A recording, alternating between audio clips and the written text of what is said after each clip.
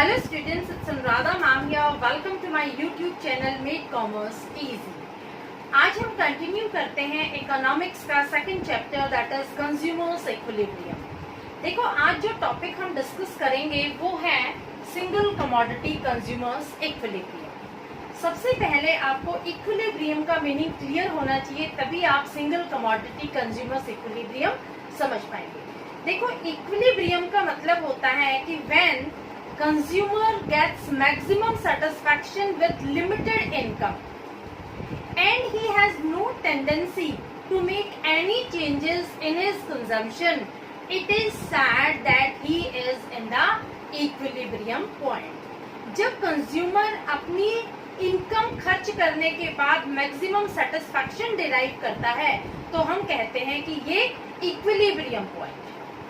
अब हम बात करते हैं equilibrium in case of single commodity. Single commodity का मतलब होता है कंज्यूमर एक ही कमोडिटी पर अपनी मनी इनकम खर्च करता है और वो इनकम खर्च करने के बाद वो कहता है कि आई एम फुली सेटिस्फाइड, तो हम कहेंगे he is in the point of equilibrium.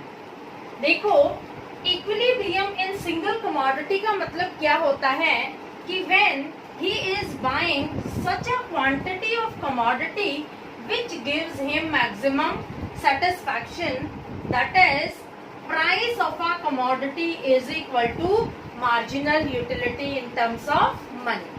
देखो in case of single commodity equilibrium तब आता है जब price of a commodity equal होती है marginal utility in terms of money. अब सबसे बड़ा क्वेश्चन ये अराइज होता है कि कंज्यूमर को कितनी क्वांटिटी परचेज करनी चाहिए to arrive at the point of equilibrium. तो दो फैक्टर्स डिसाइड करते हैं इस बात को। पहला फैक्टर आता है प्राइस ऑफ अ कमोडिटी और दूसरा फैक्टर है मार्जिनल यूटिलिटी। अब देखो price of the given commodity को हम मेजर करते हैं इन टर्म्स ऑफ मनी और मार्जिनल यूटिलिटी को हम मेजर करते हैं इन टर्म्स ऑफ यूटिलिटी। तो जब कंज्यूमर इन दोनों को कंपेयर करेगा तो कंपैरिजन इज नॉट पॉसिबल, क्योंकि कंपैरिजन करने के लिए both should be in the same unit. As per law of diminishing marginal utility, as the consumption increases each additional successive units provide less satisfaction.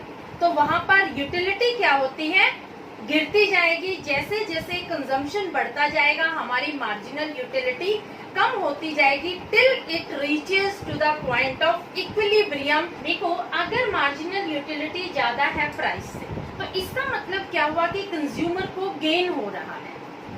He is in a surplus position, here benefit is more than cost. तो वो क्या करेगा, क्योंकि वो एक rational consumer है, वो additional unit consume करता जाएगा।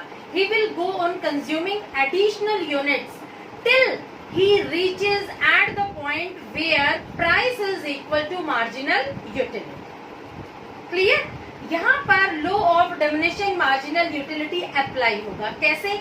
जैसे जैसे हम कंजम्पशन बढ़ाते जाएंगे हमारी मार्जिनल यूटिलिटी डिक्रीज होती जाएगी। और कहाँ तक डिक्रीज होती जाएगी?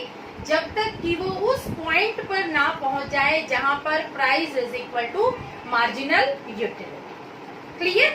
सेकेंड पॉइंट है अगर मार्जिनल यूटिलिटी कम है प्राइस से, इसका मतलब क्या हुआ कि consumer is bearing loss.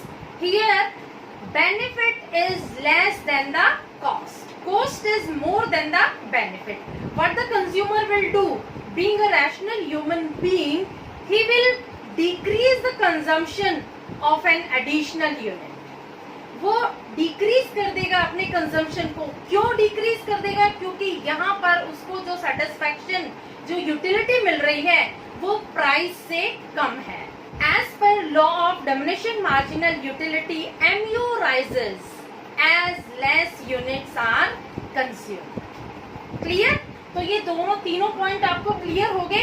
Consumer equilibrium position पर तभी होगा in case of single commodity when price of a commodity is equal to marginal utility in terms of money. Clear? देखो इसको टेबुलर फॉर्म में हम कैसे समझते हैं। सपोज आप समोसे कंज्यूम करते हैं, एक समोसे का सपोज हमने 3 रुपए फिक्स प्राइस रखा है, यानी आप जितने भी समोसे खाएंगे आपको हर समोसे पर 3 रुपए खर्च करने होंगे। पहला समोसा जब आप कंज्यूम करते हैं आप 3 रुपए पे करते हैं और जो आपको सेटिस्फैक्शन मिलता है वो मिलता है इक्वल टू 5 यूटिल्स, और हमने एक यूटिल को लिया है 1 रुपए के बराबर।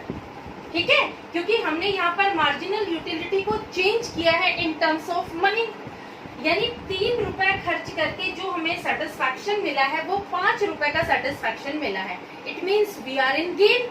तो हम समोसे और कंज्यूम करेंगे क्योंकि 3 रुपए खर्च करके हमें 5 रुपए का सेटिस्फैक्शन मिल रहा है, यानी कि 2 रुपए का हमें फायदा हो रहा है। Here we are in surplus। अब देखो सेकंड समोसा जब हम परचेज करते हैं तो हमने 3 रुपए दिए हैं, लेकिन हमें जो सेटिस्फैक्शन मिल रहा है वो मिल रहा है इक्वल टू ₹4। तो यहाँ भी हमें गेन हो रहा है, 1 रुपए का गेन हो रहा है।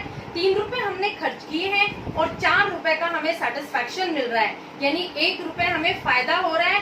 As a rational consumer we will also consume second unit of the commodity. Clear? अब देखो जब हम थर्ड समोसा कंज्यूम करने जाते हैं तो 3 रुपए खर्च करके हमें सेटिस्फैक्शन मिलता है 3 रुपए का। यहाँ हम सोचते हैं कि ना हमें फायदा हो रहा है ना हमें नुकसान हो रहा है, जितने पैसे हम खर्च कर रहे हैं उतना ही हमें सेटिस्फैक्शन मिल रहा है। It means this is the point of equilibrium. यहाँ पर price of samosa is equal to marginal utility in terms of money। तो यहाँ 3 रुपए खर्च करके हमें 3 ही रुपए का सेटिस्फैक्शन मिल रहा है, तो ये पॉइंट हमारा होगा इक्विलिब्रियम पॉइंट। क्लियर? अगर हम 4th यूनिट भी कंज्यूम करते हैं तो देखो क्या होता है। 4th यूनिट में हमने 3 रुपए खर्च किए और जो हमें मार्जिनल यूटिलिटी मिली वो मिली इक्वल टू ₹2, यानी 3 रुपए हम खर्च कर रहे हैं और जो सेटिस्फैक्शन मिल रहा है वो हमें 2 रुपए के बराबर मिल रहा है। जो कंज्यूमर है वो एक रैशनल ह्यूमन बीइंग है। He will stop his consumption at this point। क्यों स्टॉप कर देगा? क्योंकि यहाँ पर price is more than the marginal utility. यहाँ पर सेटिस्फैक्शन जो हमारा है, बेनिफिट जो हमारा है वो कम है और प्राइस ज्यादा है। He will stop consuming any additional unit after 3rd unit। Clear? समझ में आया? यहाँ पर उसको 3 रुपए खर्च करके 3 रुपए का ही सेटिस्फैक्शन मिल रहा है, तो ये हमारा पॉइंट ऑफ इक्विलिब्रियम होगा। अगर हम इक्विलिब्रियम पॉइंट से नीचे कंजम्पशन करते हैं तो वहां पर हम लॉस बेयर करते हैं, यानी वहां हमारा प्राइस ज्यादा होगा और हमारा कंजम्पशन का जो सेटिस्फैक्शन है वो कम होगा, तो हम आगे कंजम्पशन नहीं करेंगे। तो यहाँ पर जो कंज्यूमर है वो 4th और 5th यूनिट कंज्यूम नहीं करेगा। क्यों नहीं करेगा? Because here price is more than marginal utility in terms of money. Clear? समझ में आया? तो हमारा जो मेन फोकस है वो यही है कि consumer equilibrium in case of single commodity तभी आता है जब price equal to marginal utility.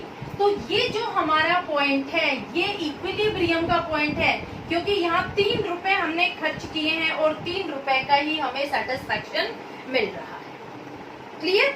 अब देखो इसको डायग्रामेटिकली हम कैसे दिखाते हैं।